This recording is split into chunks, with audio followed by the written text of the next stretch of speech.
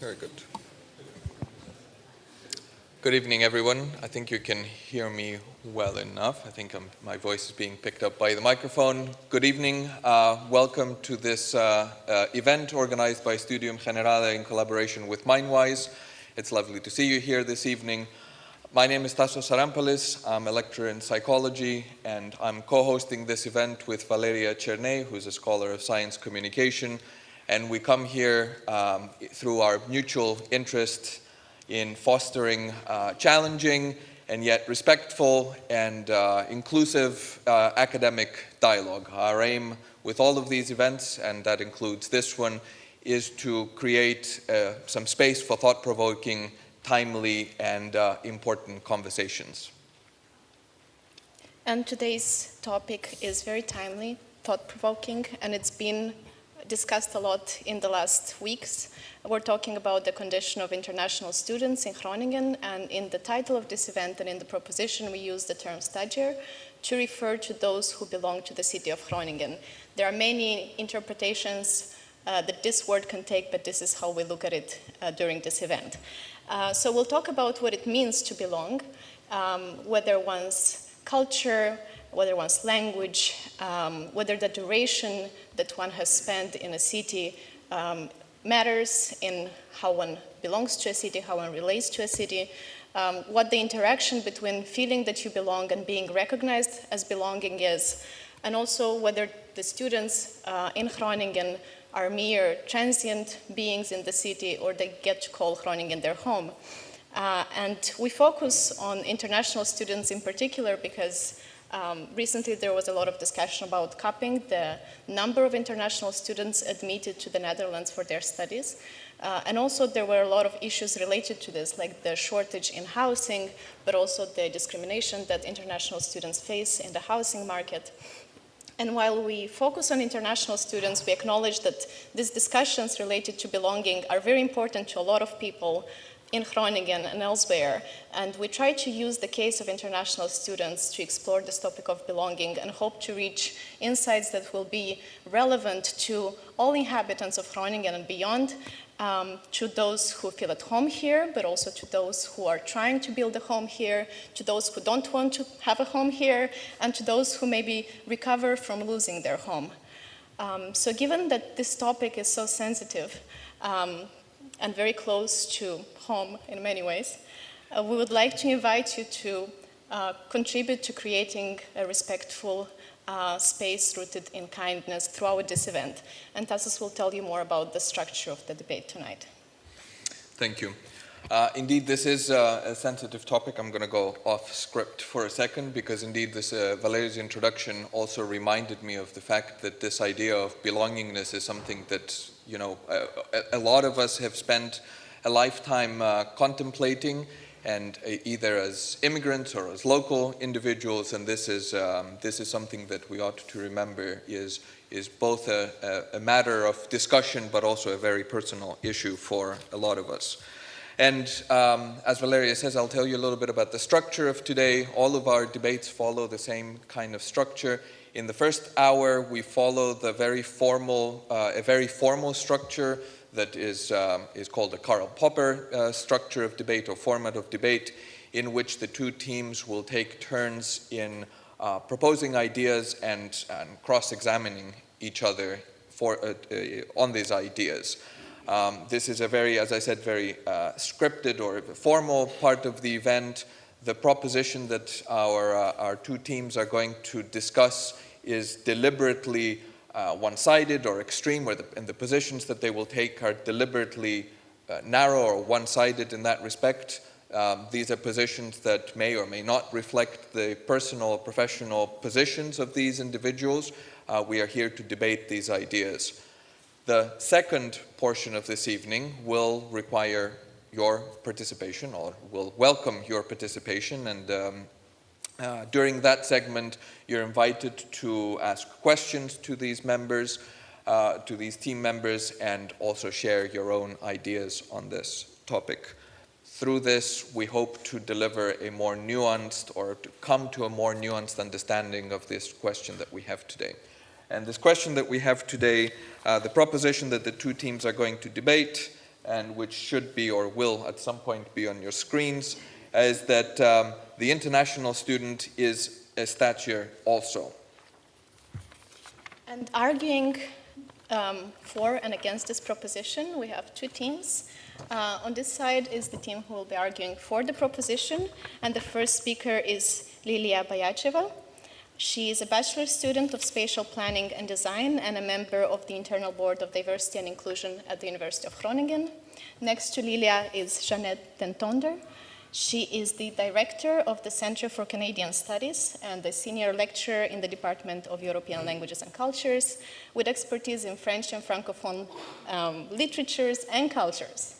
And next to Jeannette is Anna Bespala, a second-year honors student of international communication at the University of Hanze and one of the organizers of the exhibition that you saw while entering the aula on the role of international students in the history of the town of Groningen. The team arguing against the proposition is composed of Dr. Stacy D'Onofrio, who is the coordinator of internationalization of the psychology program of the Faculty of Social and Behavioral Sciences, and who coordinates courses on career perspectives and communication skills. Next to Stacy is Dr. Marianne Cunningham, who is a philosopher and lecturer at the University College Groningen, working on topics in urban and migration studies, and previously working as a policy consultant on internationalization and diversity with the municipality of Groningen.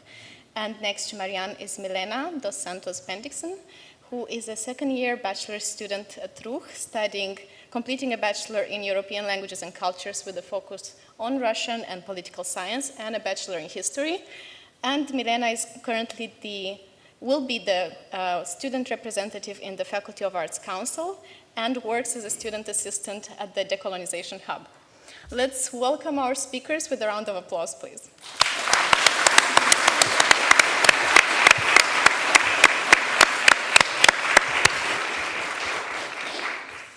Okay, I hope you got your need to applaud out of your systems for the next 50 minutes, because I will very kindly ask you not to applaud after every speech that is given, because you will see that there will be an exchange every 5 or so minutes.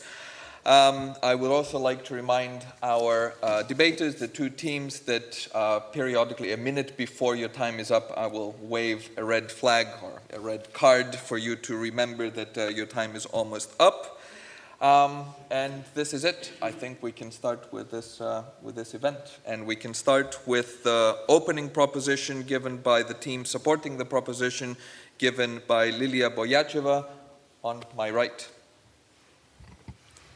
Good evening, all. I would like to start the speech with a quote from the University of Groningen website, which states that our university is well known for its international community. I would like to remind everyone of the definitions that were established with this debate. Firstly, the international student is a university student of a non-Dutch cultural background. The Stadjer is a person recognized as belonging to the city. This brings up the concept of belonging, which is being a member of a particular group. For this debate, we're talking about being members of a particular place, and the place is an area having unique physical and human characteristics interconnected with other places. What we're to prove is that the international student should have a right to belong here. They don't have to make use of the right, but they can. The right entails that they're treated with the same respect Dutch students are and are entitled to the same opportunities, possibilities Dutch students are. This topic also brings up the concept of sense of place, which is how someone perceives, experiences, and values a place or environment. This includes 3 additional sub-concepts, which are place dependence, place identity, and place attachment, which we'll further elaborate on later in this debate. Our first argument is that there is an interdependence between the university, international students, and the city. The University of Groningen is a key element of the city. This is firstly because of a purely economic perspective. It attracts business, stimulates the economy, and therefore creates jobs and other opportunities for the Stadjers. Secondly, when there were fewer international students, the university struggled. In the 17th century, there were many international students, 3,430 in total. They came here because of religious and political unrest in their countries, Dutch religious tolerance, as well as of economic prosperity in the region. Later, the numbers dwindled because the religious wars were calming down in the appropriate countries. And also the Dutch Golden Age that gave economic benefits was also ending. It is highly probable that the dwindling student numbers were one of the factors that put the RUG at risk of being closed during the French occupation of the Netherlands, when in 1811 Emperor Napoleon sent envoys to choose which universities to keep in the country as their number was to be reduced. Later, when with the rise of nationalism in 1830s, fewer students came from abroad. That contributed again to making the student numbers of the RUG dwindle to being of approximately 60 enrollments per year, making it an easy target for closing due to budget cuts in the 1840s. Therefore, the university had to fight against the Dutch government up until the 1870s, when a bill was passed retaining it.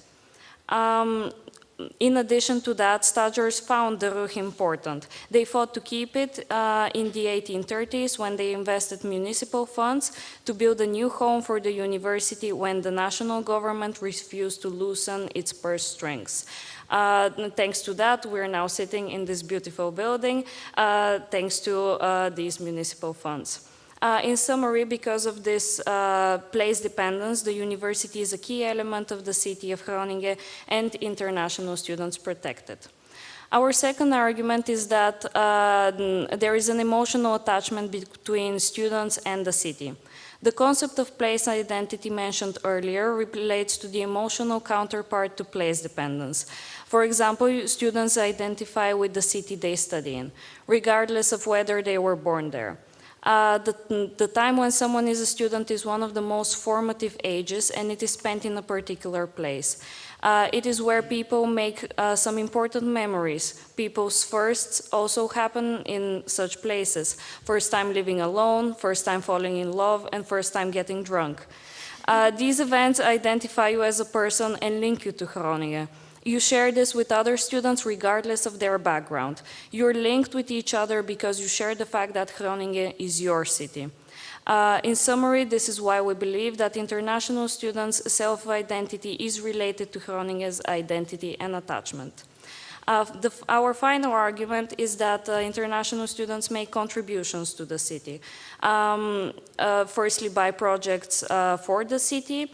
Secondly, by the money that they spend here. Thirdly, the students who work here, they also contribute to the city. And a final historical example is that of Bowman Barend, when the Prince Bishop of Münster threatened to lay siege to Groningen in 1665, and many students asked for permission to fight despite not having any legal obligation to defend the city. International students joined as well. They formed a student company with its own banner named Voluntary Student Company. The students in the company, when making the decision, were freely preparing to fight for Groningen, defend it, and give their lives if necessary. Some students were wounded when the city was heavily bombed, but fortunately none were killed. If international students are so attached to the city that they're willing to sacrifice their lives for it, don't they have the right to call themselves a Stadjer? And in summary, because of the interdependence between the RUG, international students, and the city, a key element of Groningen is the university. International students have an attachment to Groningen similar to that of Dutch students, and therefore it's their city. International students contribute to Groningen and have done so for the past 4 centuries. Therefore, they're Stadjers too. Thank you, Lilia. The team against the proposition has 3 minutes for cross-examination, and I think Milena will take this. Thank you for starting off the debate and kind of establishing all the different ways in which international students have belonged and, well, participated, let's say, in the community of what it means to be Stadjer or what it means to be Groningen. One thing I would like to kind of first kind of preface before I begin we also delve into our side of things, is that you say that you are arguing that international students have the right to belong, that they should have the right to belong. Where we would disagree is that while international students should have this right, it doesn't necessarily translate to reality or to practice. In theory, you may say all these lovely words that yes, international students are welcome members of our community, but that doesn't necessarily mean that university or the local society is following that up with actions. So I'd like to ask you, in what ways, like, how do you kind of perceive this kind of discrepancy wherein action is not necessarily backing up the words that have been said? Well, I feel like this is basically the reason for our debate, just because with the recent statements from the Ministry of Education, international students really do not feel welcome in the Netherlands in general, but I guess also by the city of Groningen. Also, given the fact that, yes, it is kind of obvious that international students are put in their bubbles of other international students, first by housing discrimination, Dutch students not accepting international students in their houses. And just I guess the whole reason for this debate is that it is kind of a question whether this is actually the reality, but because of policies in the past decade or so, it is in words said by all kinds of representatives that indeed international students also should have the same rights and the same opportunities as Dutch students or students of a Dutch cultural background, but indeed, that is not the reality, and that's why we're having this debate. If I can follow up with a very quick, short question, I would still say that, again, those are very nice words, but as you've also mentioned just yourself, that is not the reality. International students do not feel welcome, they do not feel like they belong, and they don't feel like they have the opportunity to enter spaces where they could learn how to belong. I would ask you kind of, how do you respond to that? Well, I guess definitely with, I guess the fact that we should acknowledge the history and that international students have always been a part of the city and have always fought for their right to the city of Groningen. So that is why, they should have the right to call themselves a Stadjer.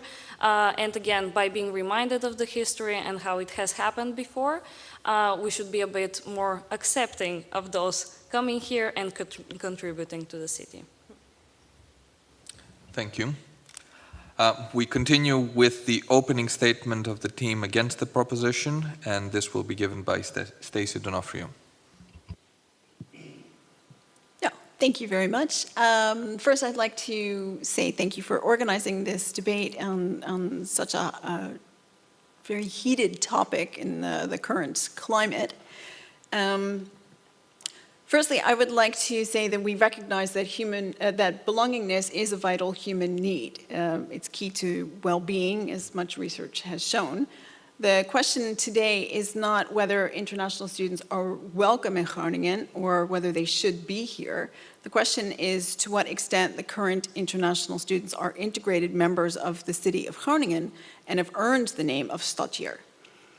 The city of Groningen has welcomed students from all over the world for over 400 years. The current exhibition that's been going on has highlighted the contributions and the presence of people over the past decades and going back to the origins of the university. International students currently make up international students are currently about 25% of the students here at the University of Groningen.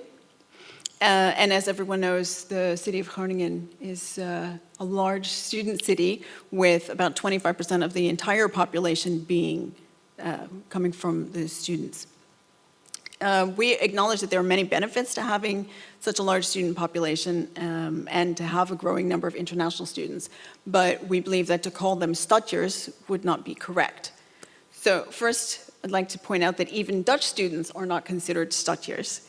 And this is a key point to remember. There's already a gap between the town and gown. So this is a term for, say, the townsfolk, the city folk, and students. There are differences in terms of lifestyles, and stages of life, experience in the city, etc. The city government acknowledges this persistent gap and has run ad campaigns recognizing the need to try to build bridges between the two groups. So the city doesn't automatically consider Dutch students to be Stadjers. They have a policy here in the city on when one earns the Stadjer status, and internationals who've lived in Groningen for 5 consecutive years are given voting rights in municipal elections. But students, by nature, are temporary residents. Most students who come to Groningen leave after they complete their studies, and data shows that roughly 75% of international students leave the Netherlands within 5 years after completing their study. The intention to stay, we would argue, is a prerequisite to be considered a Stadjer.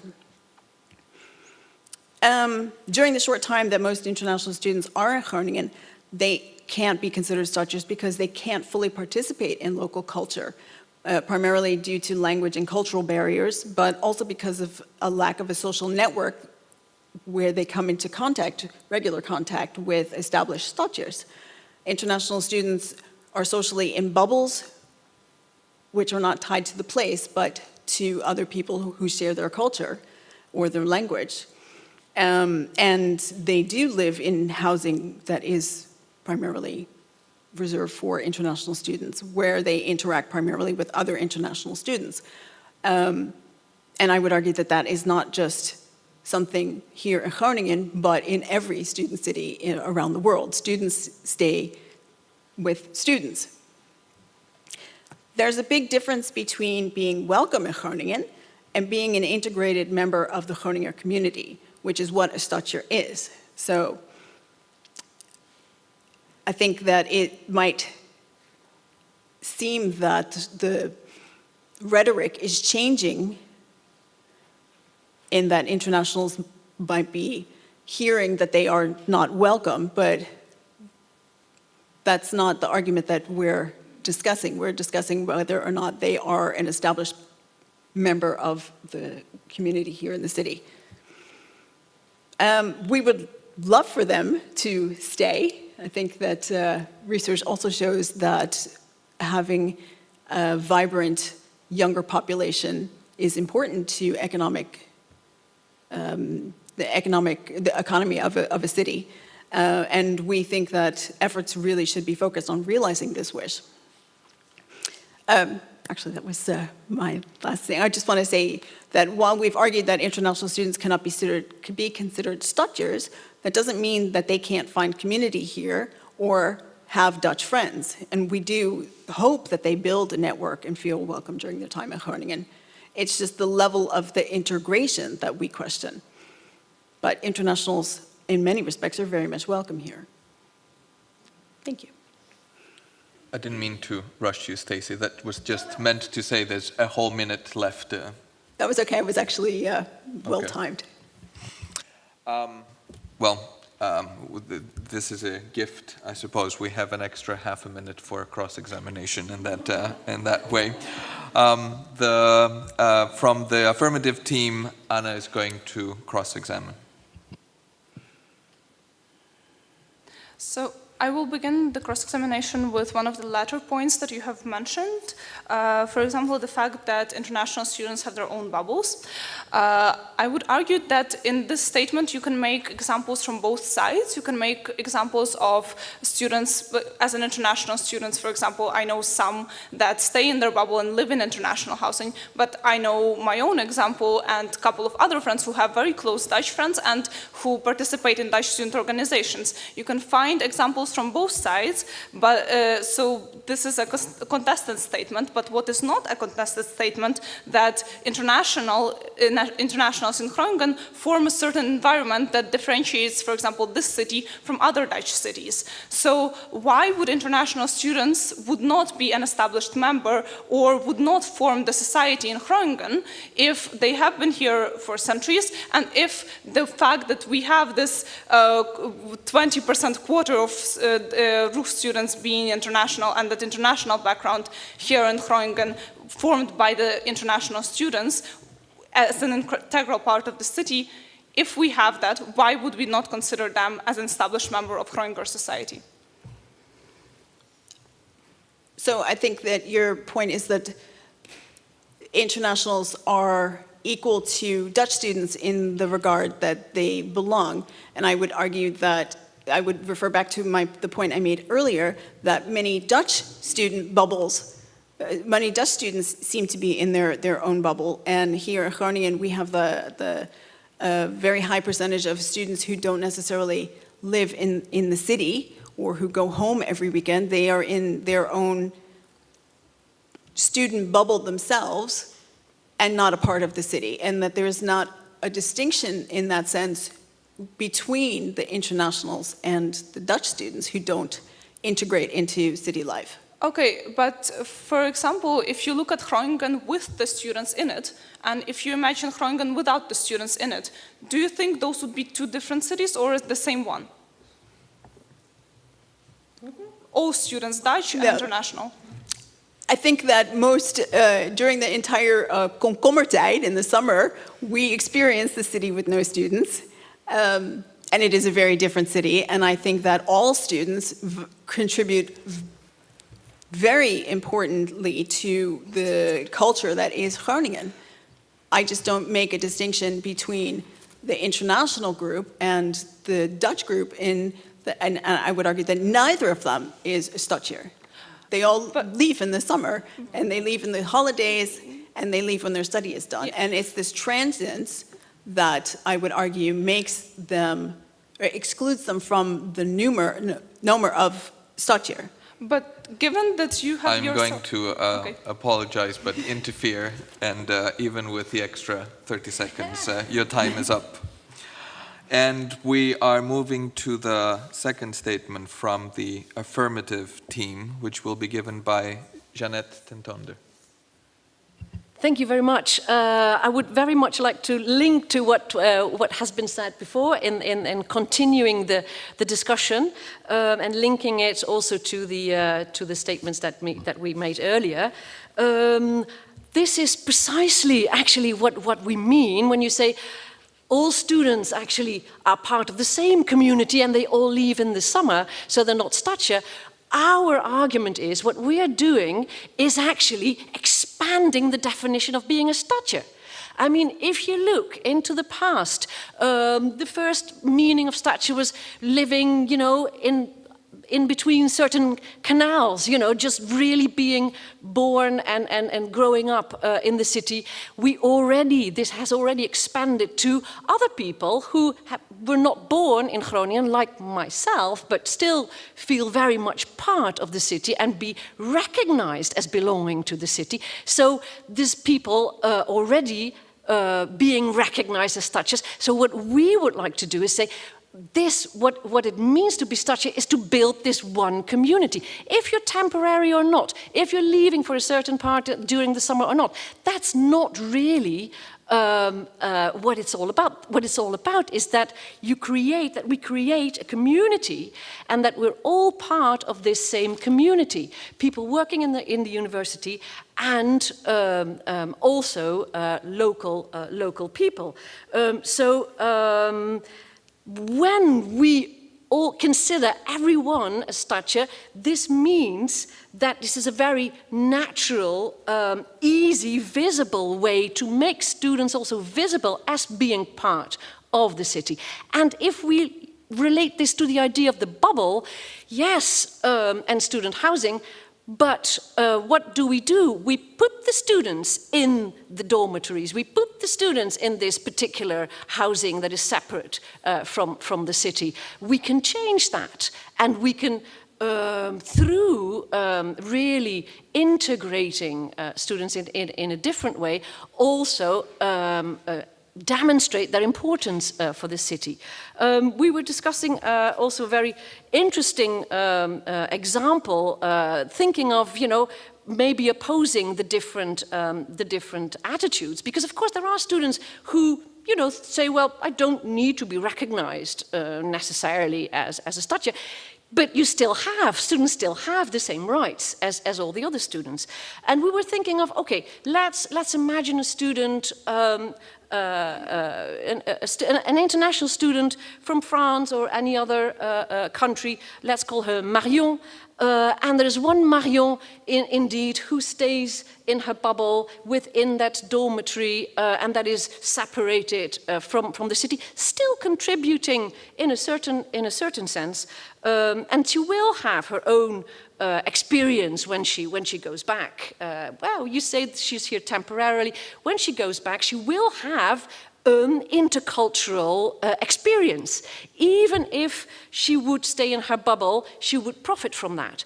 But if we have then, on the other hand, the Marion who becomes part of the city and who goes out and who communicates with the people in the town as well, and make the town gown distinction less visible, and students can, of course, contribute to that as well. And this Marion, after her study, will go back home and know a lot about Dutch culture, Dutch society, and her own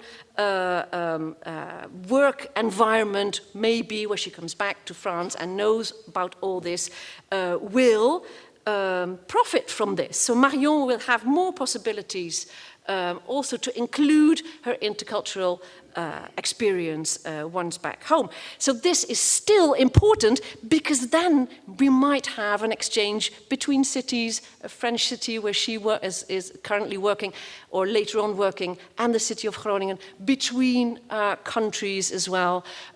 So even if this is a temporary situation, going back home or moving on, the intercultural experience will be part of how the student in later life will respond and react, and will still feel that Groningen is inside that person, because we also refer to the emotional attachment that are links to the place where you have lived for a couple of years, or maybe even for a couple of months. That place will be there as an emotional attachment, and a student will profit from that in later life. Thank you. Thank you, Jeanette. And Stacey Donofrio has 3 minutes for cross-examination. Yes, so you've mentioned this case of Marion, who has integrated, or you contrast the two Marions, the one who has integrated into life here in Groningen for the short time that she was here, and the Marion who was in a bubble and did not integrate into life here in Groningen, but both leave.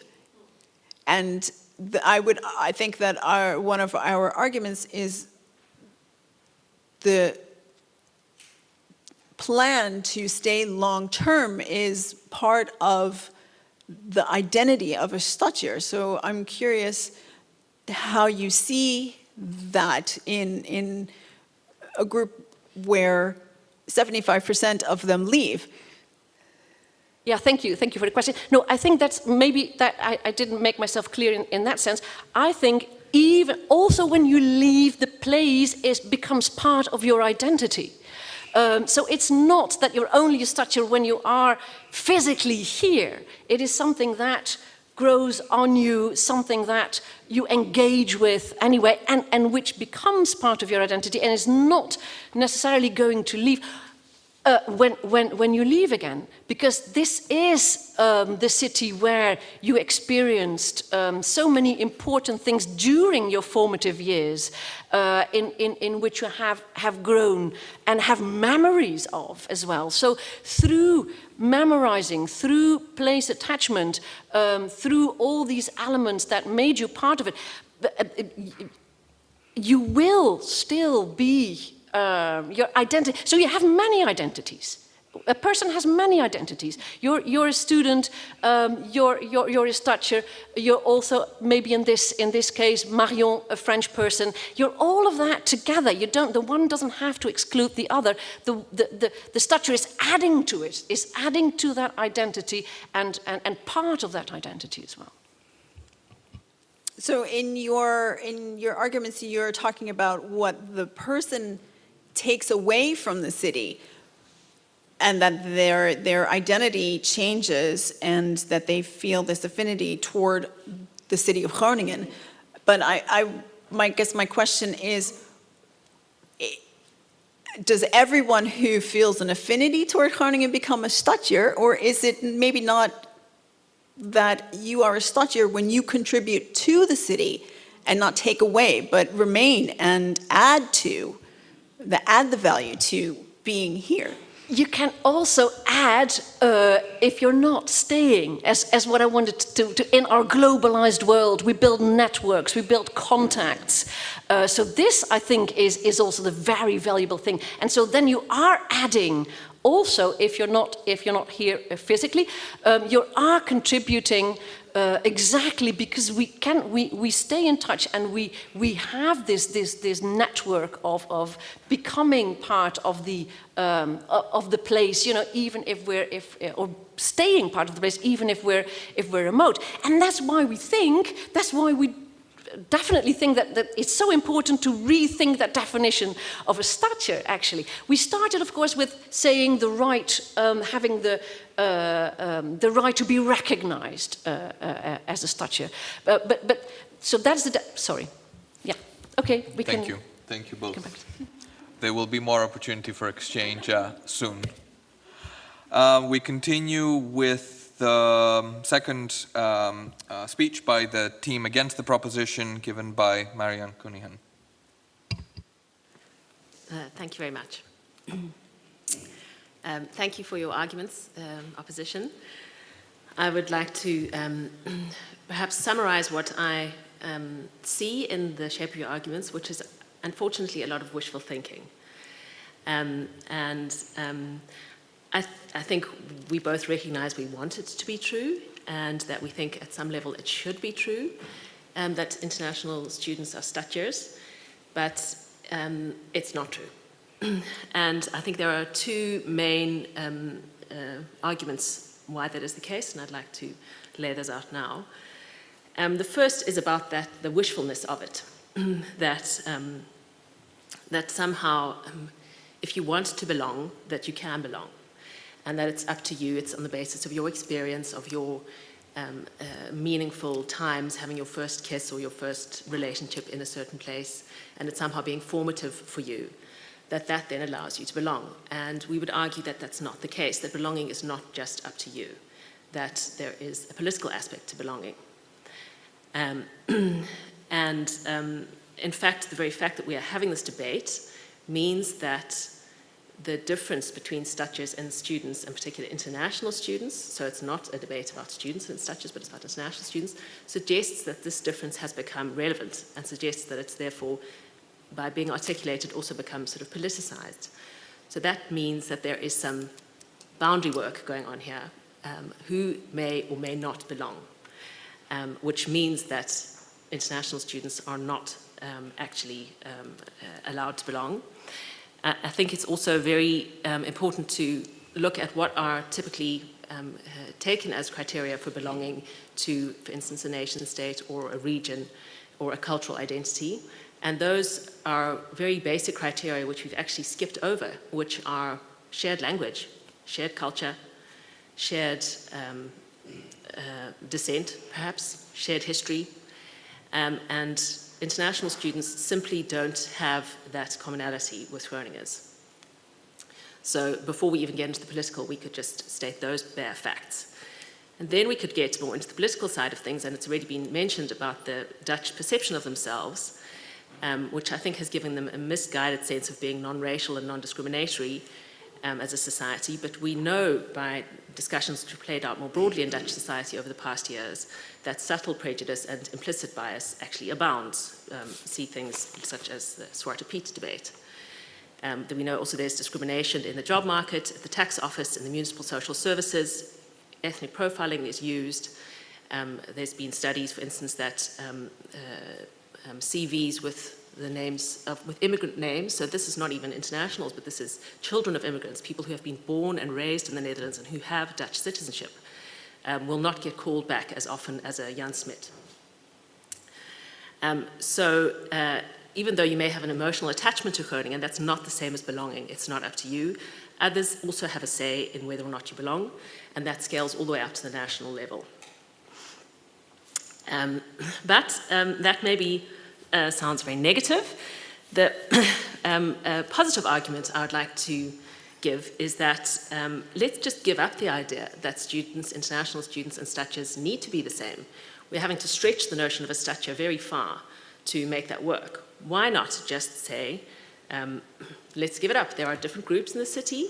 These groups can work very well together. They can benefit from their different perspectives. And we don't need to create some kind of oppositional thinking about these groups. Let's move away from that. That would be very welcome, I think. But I think the challenges that we face in our global society show us that we need to work beyond regional or national borders. We need to be open and connected to the rest of the world. And Groningen certainly does, being so geographically isolated in the national context. But we don't all need to agree to or have the same perspective to work well together. In fact, differences in perspective can be more valuable than simply trying to belong in one group together.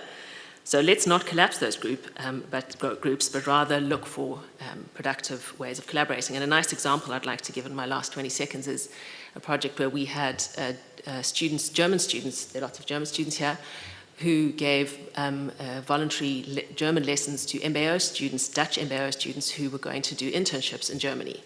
And thank God those weren't all the same groups. It was exactly their differences which made it a productive relationship. And yes, so let's make the most of our differences and allow plural forms of belonging and informal participatory forms of citizenship from which we can all benefit. Thank you. Thank you, Marianne. There are 3 minutes for cross-examination. I think Lilia will take this. Thank you for your arguments.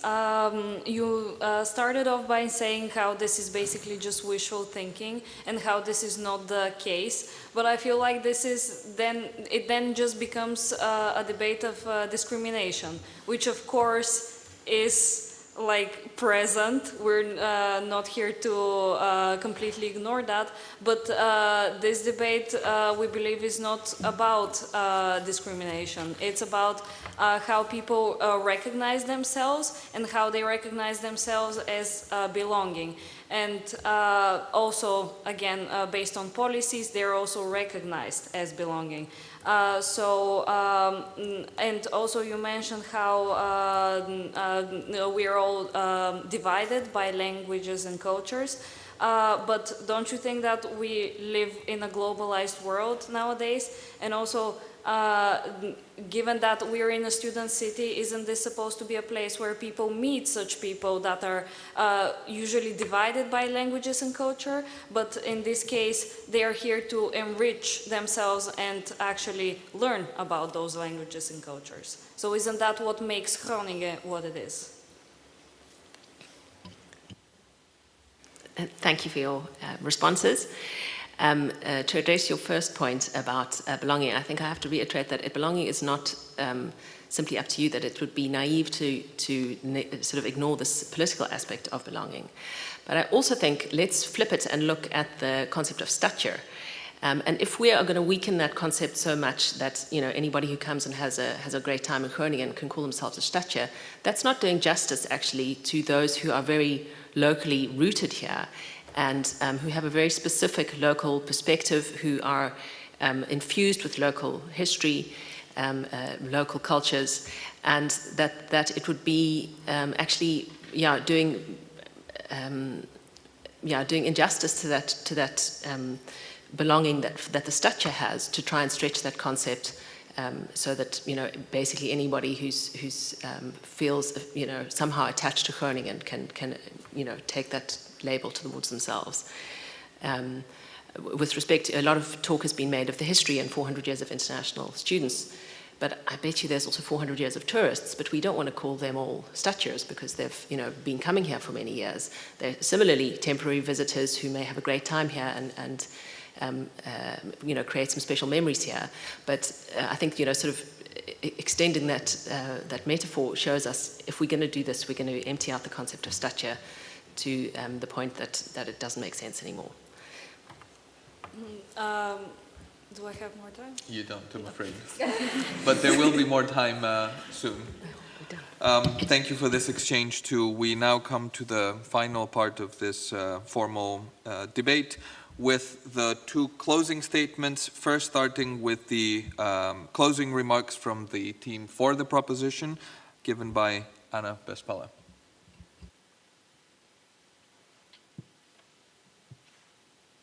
Yes, so good evening, honorable audience, dear hosts, fellow opponents. In my speech, I will try to summarize this debate by addressing the main kind of areas of discussion and main areas in which we debated, and then making a comparison there. So, as you've probably noted as the audience, there has been two main questions, one which we tried to bring in as the proposition and one in which the opposition has debated, and those questions kind of crossed each other, in some ways overlapped, in some ways did not.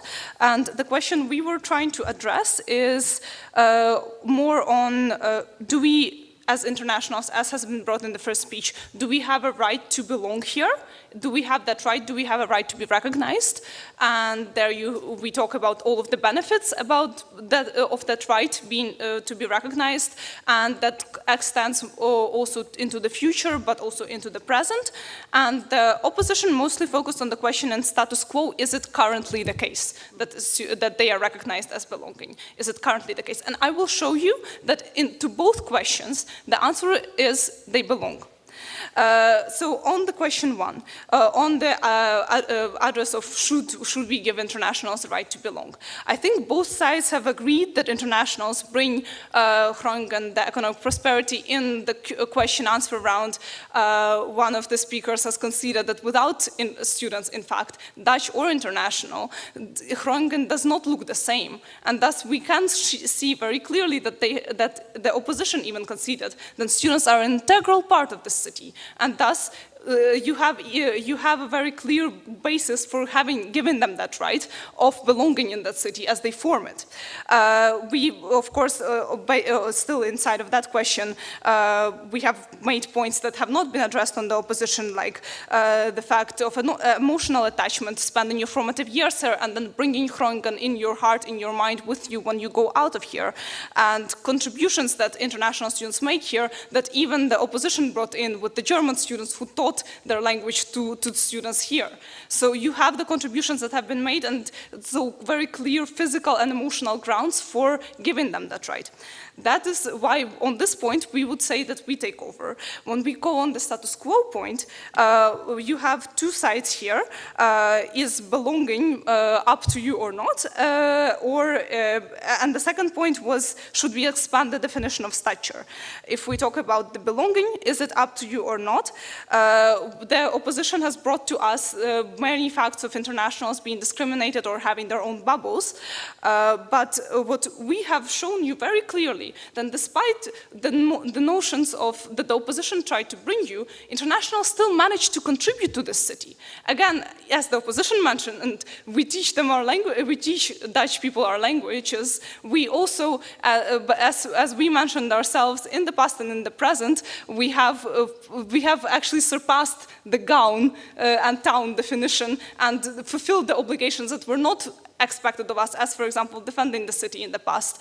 Or right now, if we're talking about that, we have so many different student projects that also have been partially addressed by our previous speakers. So you have that kind of distinction that internationals give to the city by contributing to it.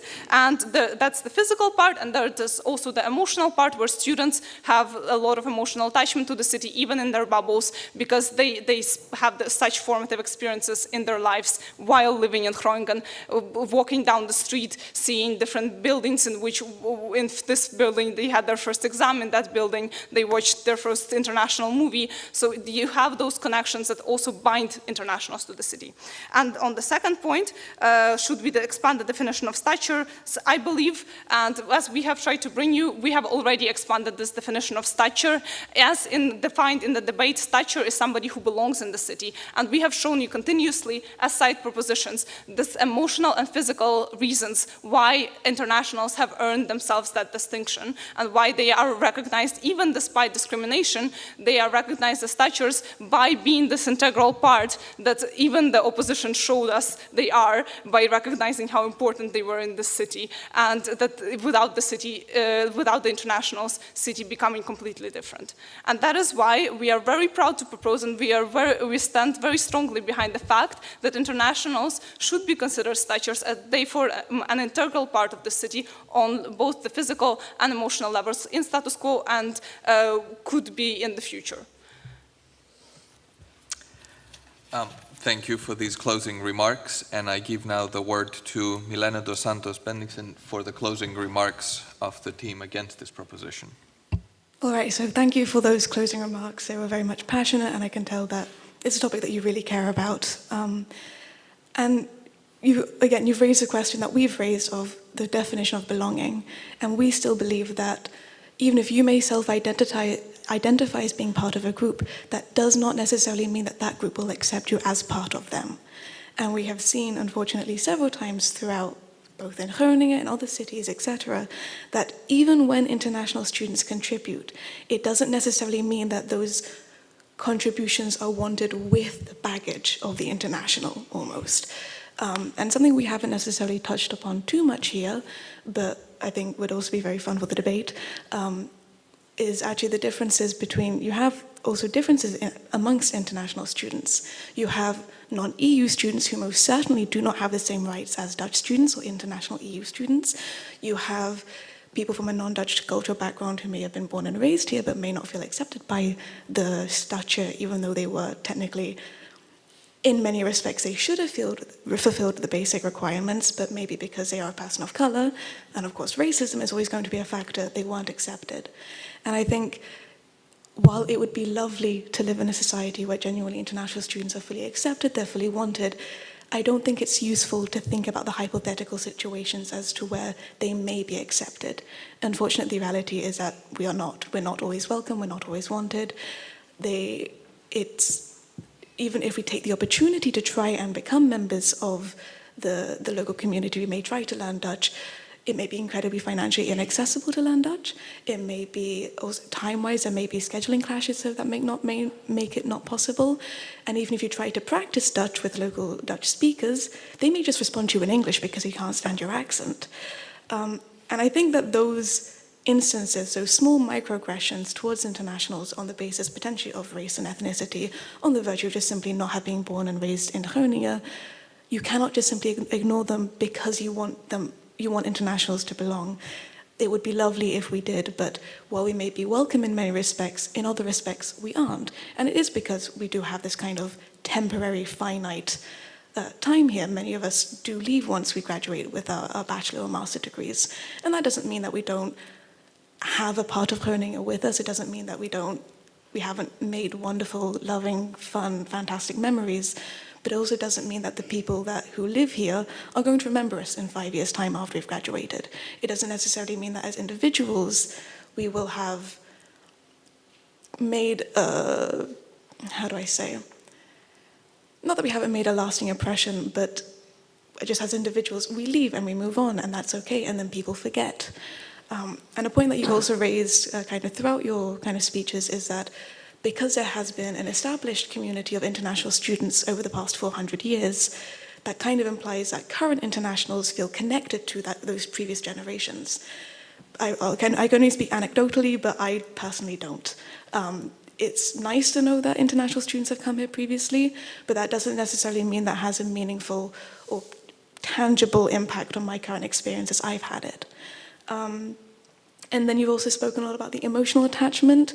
Again, you can have an emotional attachment to an area, but that doesn't necessarily mean that the people from that area will afford the same weight to that emotional attachment, that they will accept it as kind of being valid, almost heavy quotation marks. And I think it's important to, in the discussion of whether or not international students can belong or should want to belong or have the opportunity to belong, that you have to recognize that there are current barriers very much in place that mean that it's not possible for us to belong. And that's not to say that internationals aren't an integral part of the city, but we're not always wanted.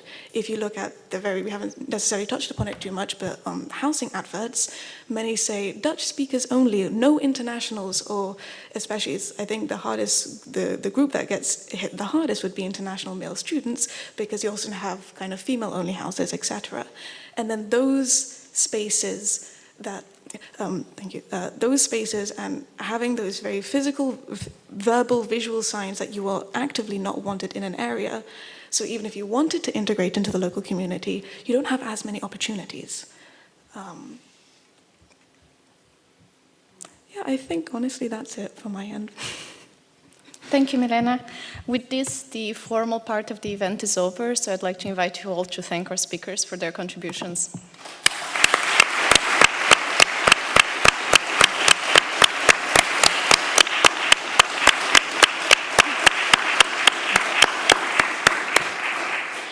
Okay, we'll open the discussion to the audience now, and we have microphones, so if you have a question, a comment, anything to share, just raise your hand, and if your contribution is directed to one of the teams or a speaker, let us know about that as well. Thank you.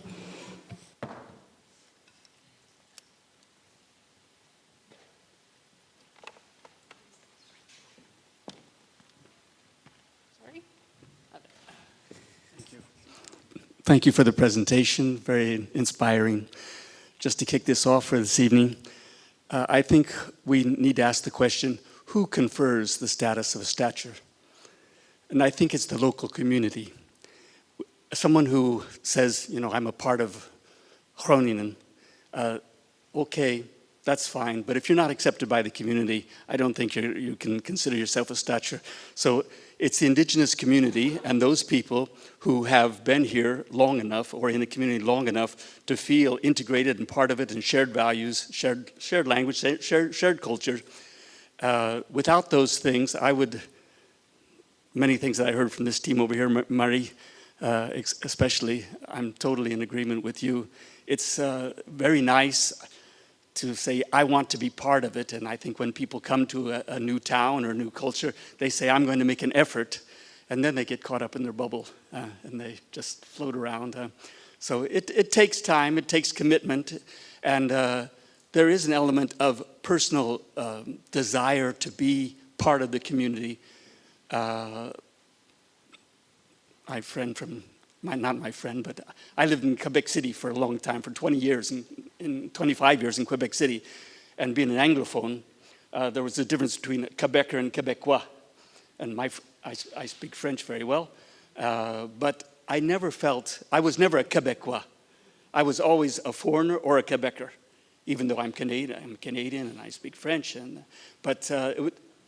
I loved Quebec City. I still love Quebec City. That's very interesting too. Something else. I was born in the States, spent 20 years in the States. Huh? My point is that although I was 20 years committed to Quebec City, when I left Quebec, people would ask me, where are you from? I would say, I'm Canadian. After about 8 years, I started to say, no, I'm American, although I hadn't lived in America for many years. So that your attachment to a place, it comes and it goes. And a lot of it, whether you like it or not, that's the flow of things. Do the speakers have anything to respond with to this? Perhaps I could just say thank you for indeed illustrating our point that it's not entirely up to you whether or not you belong, but it's about the community who will and how they receive you or not. Thank you. Then sorry. No. I just also wanted to add that it is something that does take time. I think that you make a very key point, that the belonging, the integration is something that requires time to be able to become familiar with the values of a place. Before when you first arrive, you might intend to belong, but you can't belong until you know a place. I would actually want to respond to a personal anecdote with a personal anecdote. Because, for example, I came here, I'm also an international student. I've spent here barely 2 years. But I would say, in a sense, I have not lost my Ukrainian identity, I still have it. But I cannot say that I am solely Ukrainian anymore. I would say that I have gained a certain other sense of identity being here. Because while the community actively recognizing you plays a role, community is also within itself quite diverse. So while I meet some Dutch students who are, for example, kind of being further away, I also have quite a good community of Dutch students who accept me, and actually I pick up a lot of Dutch from them, for example, and I joined quite a bit of only Dutch events with them because they accept me to take with them. And you have situations where you form communities that are only English-speaking, but also have been grounded in Groningen, like a debate society I'm part of. So there are far more nuance, I would say, personally, to different people of what defines their belonging to it, because different community members may accept you or not accept you. And I would say that the structural issue here is how much are you forming the environment around you? How much of an impact on an environment around you are you? Because the community is within itself very diverse. You'd ask one Groninger about it or another Groninger about it, you'll get different answers, I would say. It's just like, yeah, another personal anecdote to illustrate the point. May I ask a question to the audience? Is there anyone in the room who would identify themselves as a Stadjer? Ah, okay, great. And how, what would your, good? Okay. Okay. And so if you qualify as a Stadjer, so the question is, the community also, and I totally agree, of course, has, to accept someone in order to belong, of course. Maybe someone can answer the question, why do you feel a Stadjer? And also the other question, do you also think that you can recognize other international students, or that you can recognize anyone as being a Stadjer? How would you, what would be your attitude towards people wanting to be a Stadjer and saying, okay, when do I think that this is the case? I don't know if anyone wants to react to that, but I'm really, I would really like to hear from someone who it definitely says, okay, I am a Stadjer myself. Oh, there's one.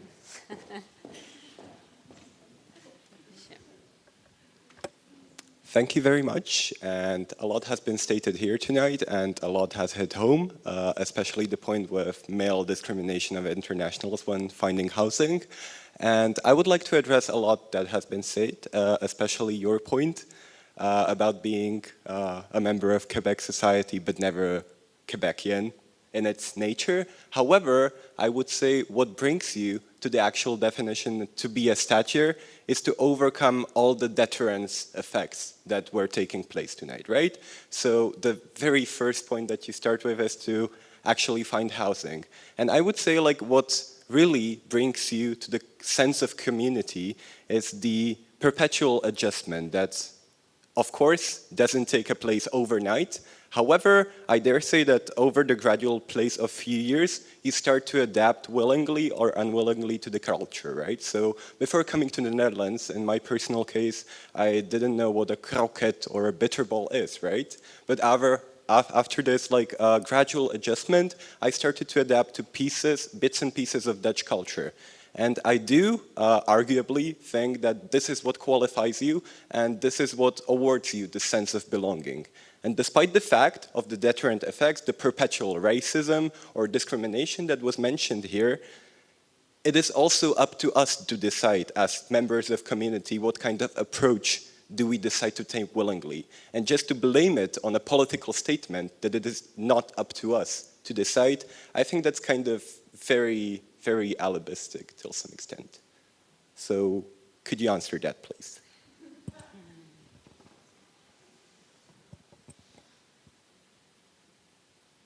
I think, so if I understand your question correctly, because I may have to reformulate it for me, unfortunately, that in order to be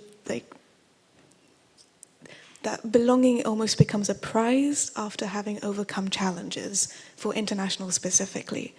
I would say that if you're talking about any definition of belonging in any community of belonging, why do you need to overcome challenges? Should it not already be kind of accepting that any kind of community, the LGBT community, ethnic communities, dance communities, whatever it may be, that it isn't meant to be a struggle to be a member of it. It's not meant to be something you have to go through hardship to earn the right.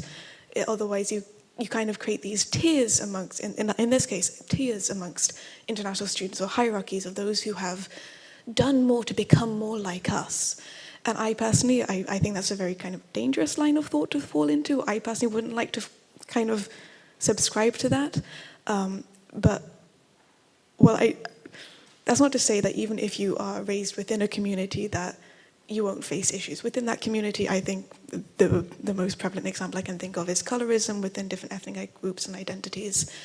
You're still kind of accepted as a member of that group. My question is, why do you need to struggle in that sense? Why isn't it already kind of welcoming and accepting and already tolerant of the differences? That would be my question to you.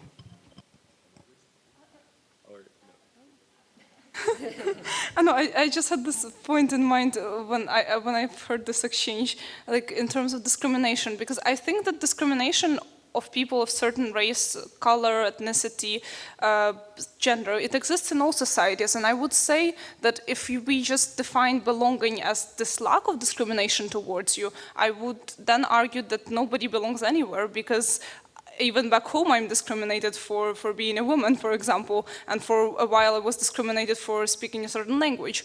And that did not mean that I did not belong in the country, because I was born and raised there. And then if we every single time we experience discrimination in a place, we stop belonging from there. I would say for quite a lot of people, especially intersectionality-wise, for people who are, for example, of color, but also who are women, or for example, belong to the LGBTQ community, those people would not feel belonging anywhere if we define lack of discrimination as belonging. I respond to that? Oh, okay. But you raise the exact point of intersectionality. Every single one of those different groups and identities face their own challenges, because unfortunately we live in a very unequal and unjust world. And I don't think that, yes, you can recognize that within societies on a larger scale, absolutely different facets of identity can be targeted or discriminated against, but that wouldn't necessarily mean that one specific part of that identity isn't accepted. So, I don't know, in my case, I'm Danish, I'm Brazilian, and I'm also female. I may face sexism and misogyny, but that doesn't necessarily mean that I'm not considered Danish or I'm not considered Brazilian. And I think that also everything has nuance, and in that kind of almost cop-out kind of answer way, but that there are different levels, and you do need to kind of treat those individual levels in their individual context. And if here today we're discussing the concept, the emotion, the feeling, the notion of Stadjer, then we're not here to discuss female Stadjer, male Stadjer. It's the overall concept, and I don't necessarily think that going off into the... Yeah, I just made an analogy. I made an analogy to discrimination towards, for that or the other. Because you can face discrimination for some part of your identity, but that would not mean, I believe, that you do not belong in the city. If you face discrimination on some part of your identity in that city, that suddenly erases your emotional feelings of attachment to certain places in that city, people who have been born and raised in that city, that erases all of that and suddenly makes you not belong. That belonging does not always come only from the people around you, from the community, but you define belonging, because some people will always say that you don't belong, and some people will always say that you do belong. The identifying factor, if we listen to that, we can't force every single person make a polling. Does that specific, I don't know, Iran Radler belong in Groningen, and have 50% of people respond yes, 50% no, and then based on that define is Iran belonging in Groningen or not? I believe that's quite ridiculous. I think that the definition would then rather come from the person themselves. Even though in this debate we put it as being recognized, I think as we can't assess objectively most of the time how many people recognize, I think it rather comes subjectively than through the person.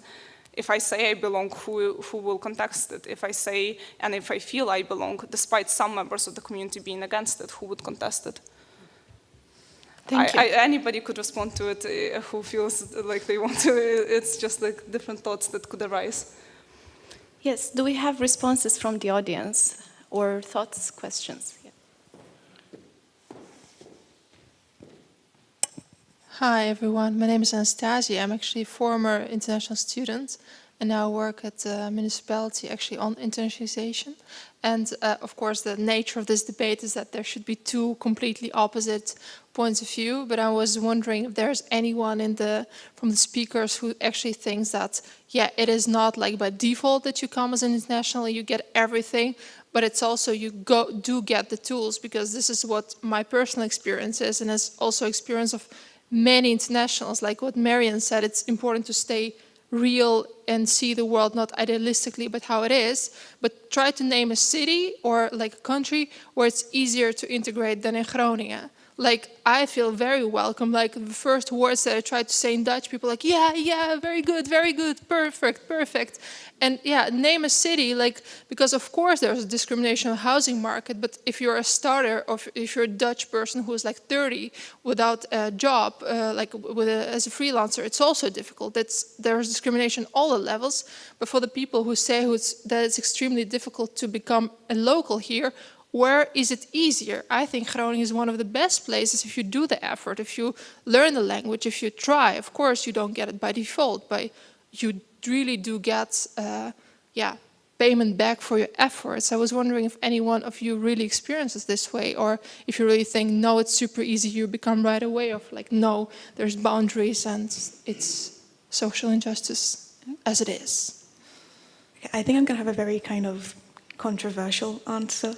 I said a controversial question. So for me, I'm of the opinion that if you are not both white and Northwestern European, it is going to be exponentially harder to ever be accepted, not just in a Stadjer in Groningen, but anywhere. Specifically, if you're talking about a city in Northwestern Europe, which is kind of the major context. I am someone who is a person of color, my mother's Afro-Brazilian, and I don't personally think that even if I learn the language, even if I am here for 20, 30 plus years, I don't feel like I would belong. And that's based on my personal experience of having grown up in England, and and I'm half white, I experienced exponential amounts of not so great kind of racial discrimination there. But is it a Groningen problem or is it a world problem? I would say that it's definitely a global issue, but that doesn't mean that we shouldn't also be focusing on Groningers, like how racism works out in Groningen. I'm focusing on racism here because that is kind of the context I'm most familiar with, and in terms of the discrimination I faced here, it has been on the basis of my ethnicity, or my perceived ethnicity, I should say. And I think that for some people, absolutely, if they are, I don't know, if you're Swedish and you come here and you learn the language and you practice every day, it's going to be a lot easier, and whether or not in the end you choose to identify local people, it'll be easier for local people to accept somebody who looks like them. But if you don't look like them, it's going to be a lot harder. And I can see that within my friendship groups. I'm quite lucky. I've got a mix of friends who are both internationals and Dutch students, and it is the white international students who are Northwestern European who've been able to make it leaps and bounds ahead than the non-Dutch, non-white students. But again, is there something practical that we could do here to improve this? And as if you can magically kind of just get rid of racism. It's a very cynical answer, and I wish I could have something a bit more positive to say. Yeah, we can actively do something, but if it doesn't come with a societal shift and mentality as well, with you already have so many debates and politicizations around conversations about decolonization, for example. And if that's already receiving so much backlash, and you already have a lot of kind of minority groups who moved here in the 70s who are still receiving and experiencing discrimination today, unless if you're targeting those groups and actively trying to make sure that they feel welcome in a space that supposedly they should have the opportunity to call home already, it's a far larger kind of societal discussion that you need to get into. But yeah. Can I say something? Oh, yes. I think that my experience of being welcomed into the city of Groningen has been very different, even though I am also not entirely white, and I don't look like your typical Dutch person. I'm small, I have brown curly hair. But my experience is that if people see that you're open and curious and trying to overcome boundaries that might exist in language or in shared history, that you want to understand the point of view, that opens a lot of doors, and that really has made me feel more welcome, even though after over 20 years I would not say that I'm a Stadjer. I would not, I guess I'm sort of without home. I don't feel at home back where I grew up in New York. I don't feel it entirely Dutch. It's this kind of intercultural journey that you go on, but it's one where I think that if you, I don't know, it's navigable. It's Groningen I found to be quite welcoming. Of course, I have had incidences that are not pleasant, but overall, over the time span that I've been here, I think it's been very welcoming. Yeah, I just wanted to mention that perhaps we're going a bit off topic because of this whole discrimination and racism debate, but what does a typical Dutch person look like? Like, since when are Dutch people specifically white, tall, and blonde? Because I definitely don't think that is the case anymore. It never has been. It's more of a rhetorical question. Let's take more questions from the audience. Yes.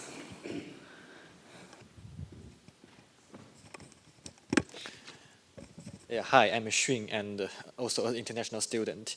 And I wonder, what is the community? Because I think, like, as a modern city, Groningen also has several different communities. We have, like, I belong to, like, philosophy faculty, which is of community. I pray with student parish in Groningen, which is also a community. So what is the community? It's very strange for me to think, like, okay, I'm part of the church community of Groningen, but I'm not a part of the city. It's also very strange for me to say, like, I'm part of the philosophy faculty, but which is also part of the city, but I'm not part of the city. Also, I want to say, like, even within international students, there are quite different communities. And the difference between these international students' communities can even greater than the difference between international students' communities and the Dutch communities. So I think it's a myth for me to consider international students as a whole. And finally, like, there are some other people who are also lived in a quite isolated status, like some old person and some like second generation immigrants. They also lived in a very isolated community. Are they part of the city? This is my question. Yeah. Thank you for your comments on community, and I think you're right to point out that we shouldn't have too unitary conception of community. And in fact, maybe that's pointing the way forward for all of us, also picking up on what Stacey said, to not view either identity or community as a sort of static or unitary thing, but more layered, dynamic, complex, or even as a process, perhaps, certainly in the case of identity. And I think if we would move towards that understanding of identity, then we're not so far apart, actually, because you're also arguing for a more porous understanding of Stadjers. And yeah, I think that then the differences across the table are not so big. I think that's the main thing of this debate, the main point. Like we are discussing this all together. I think that's the most interesting part of this debate, that we are all kind of on the same plate, I'd say. And indeed, I think it's a huge mistake to indeed call Groningen as like this whole solitary unitary thing, but same as any other city, it's so much bigger. Yeah, I completely agree with the different societies part from the audience. It's a very good point, and I believe that indeed Groningen is made up of all of those much smaller communities that all together make the city. So it's kind of belonging to them and belonging to the city. Thank you for this. There is another contribution over there. Yes, thank you all very much for the very fascinating debate. As far as I understood it well, I think we've been listening to a debate about two main definitions. The definition of what is a Stadjer and the definition of what is belonging. And myself, I'm a Dutch student. I come from Oldhoven village, 20 kilometers outside of Groningen. I was born actually in a hospital in Groningen, but my friends in high school made very clear that I was not a Stadjer because I was from the village. So in that sense, I can identify a little bit with international students who also don't feel like they're officially a Stadjer. But I think it's more about when are you allowed to identify apparently as a certain label, because that's the definition we're having. And I've studied myself also in Finland, Mexico, and France. And although I felt very welcome, and especially Finland and Mexico, I never felt like I was Finnish or like I was Mexican, or if I was like from Helsinki or Mexico City. So when are you allowed? And then we had one side who said that you are allowed to identify a certain category as if you're accepted by the local population, which is, I think, indeed a bit of a flawed argument, because the local population does not have one single opinion, like you said very well. And then the other side said that you are part of a population once you identify yourself as this population, but which is also kind of a flawed argument, like you pointed out, when you said that you cannot just like go as a tourist, for example, to a place and say, hey, now I'm part of this group for one day. That doesn't make sense. So apparently it's some kind of a construct in between those two things, that you need to be accepted and you need to accept yourself. So then we had the discussion about the part of belonging. When do you actually belong to an area? And I think that's indeed, again, the same discussion. Do you feel like you have like some kind of social interaction with the people there? And do you have like a social network that accepts you and that makes you feel welcome? And do you yourself have memories there? And do you feel like, hey, I'm part of this apparently area? And that's a very interesting concept, I think. But basically, my conclusion after the debate would be that maybe having a definition of a label is not that valuable at all, because in the end, we all want to be part of a group. We want to be included. Like the frustration of international students here is not to be not a Stadjer, but it's to be not included in the society and to not feel welcome. Like it's the fact indeed that international students cannot find housing because Dutch students say like no internationals. That is the thing that annoys, that you feel excluded, not the fact that you're not a Stadjer yourself. So yeah, that was my contribution. Sorry, there was no question there, but thank you very much for the debate. Thank you. There is another question, two questions here. Well, it's not about a question, but I want to add a contribution to the gentleman over there. I myself live here about 30 years now. I came here as a student, but I'm from the other side of the country. And people will never accept me as a Stadjer, and it has a main reason that you will hear always that I'm from the south of the Netherlands. I have this so-called soft G. So I will never get rid of it, and I wanted to contribute to you because you mentioned the self-acceptance and acceptance of the local community. The local community will therefore never accept me as a Stadjer, although I can better sing the local anthem than the region where I'm from. And I know better where Oldenhoven is than many villages in the province where I'm from. But the thing is that I wanted to, what made me think, is when I started studying here 30 years ago, then there was the concept of you have students here and you have Stadjers. And as soon as you graduate, you become the person who has to pay taxes and you're considered as a Stadjer. And now I see this difference in, well, you're a student, but you want to belong as the community of the Stadjer, and which is, for me, a new kind of concept, which I've liked the debate about and all the contribution, but I wanted to rethink, oh, now I'm 30 years ahead, and suddenly the concept of Stadjer also changed.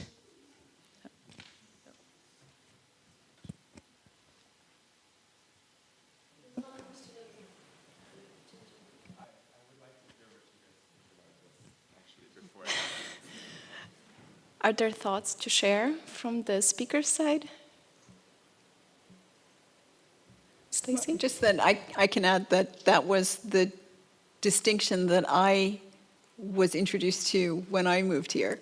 That there was the students and then the local Stadjers, and when you got a job, a permanent job as a grown-up, and were part of the city, living here in the city, then you were considered, well,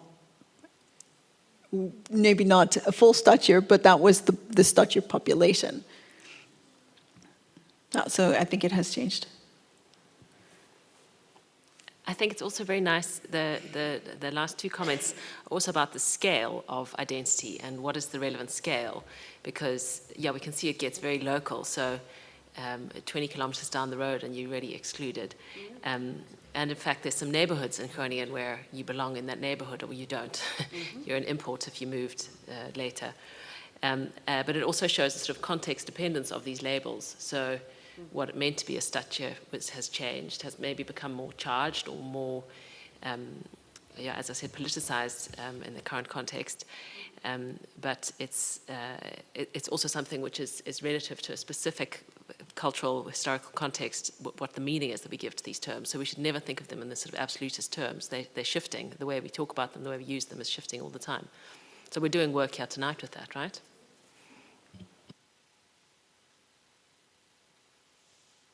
Yeah. Dali, are you ready for a question now?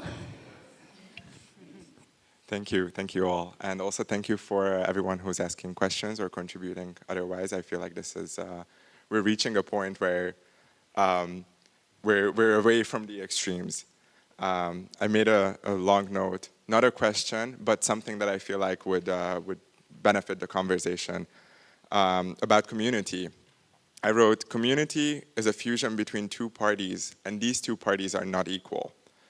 And I think this is very important to note that as an individual who wants to belong to a community, you kind of have to get the approval of said community.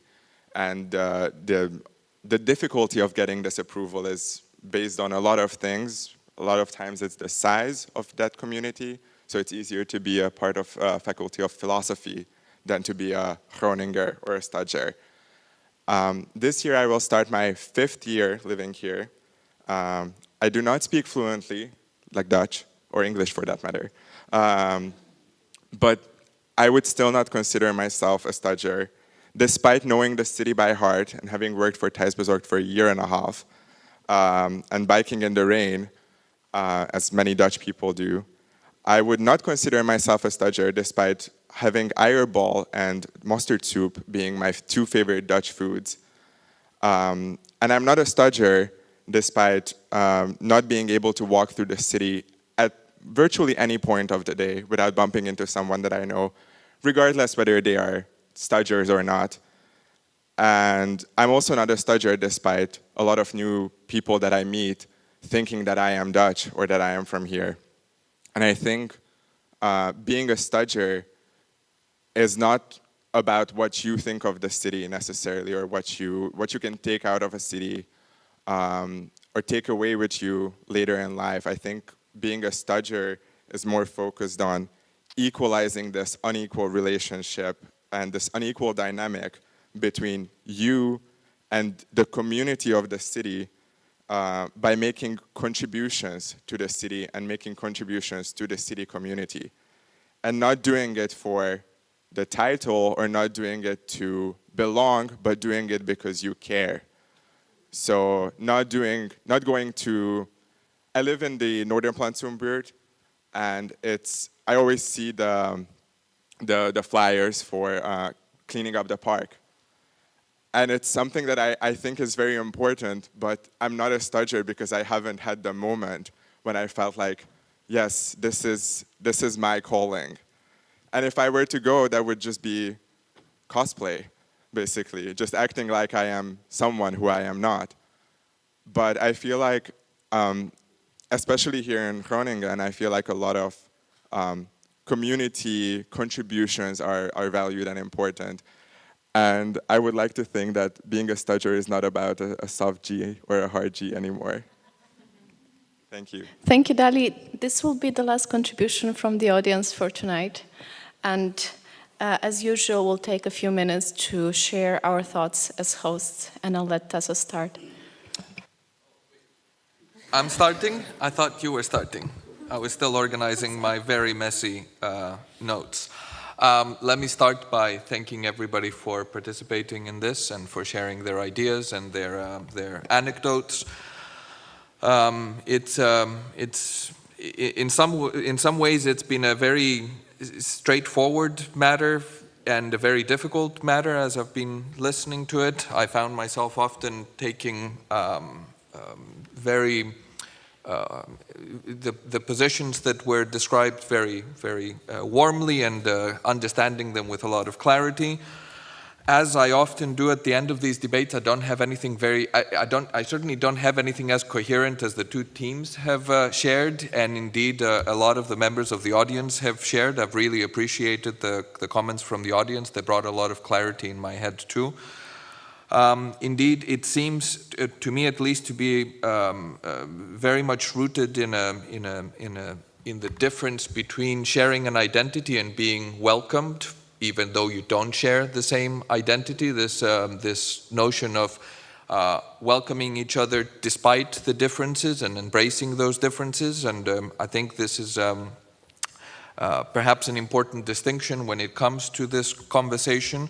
How to make space for one another without needing to become the same thing, especially in what somebody called, I think a couple of times today, a globalized world where a lot of barriers collapse and a lot of identities collapse, and we're losing a clear definition of what a carbonara is. I appreciated the idea of multiple identities and also the fact that these identities change through space and through time. Somebody mentioned that international students are here temporarily, but unless I've missed the news, we're all here temporarily, and this is important. And maybe I can close with by quoting my favorite philosopher of today, Groucho Marx, who said that he wouldn't want to be a member of a club that would have him as a member. So I'll end it here. I don't know where to go from here. I think I ended up being more confused about the words we kept using throughout this debate. The self, who is to belong, the communities, who is to accept somebody. We already saw that the communities are very diverse, as are the selves. There are many intersectional identities that come into play when we think about matters of belonging and how easily attainable that is for all of us.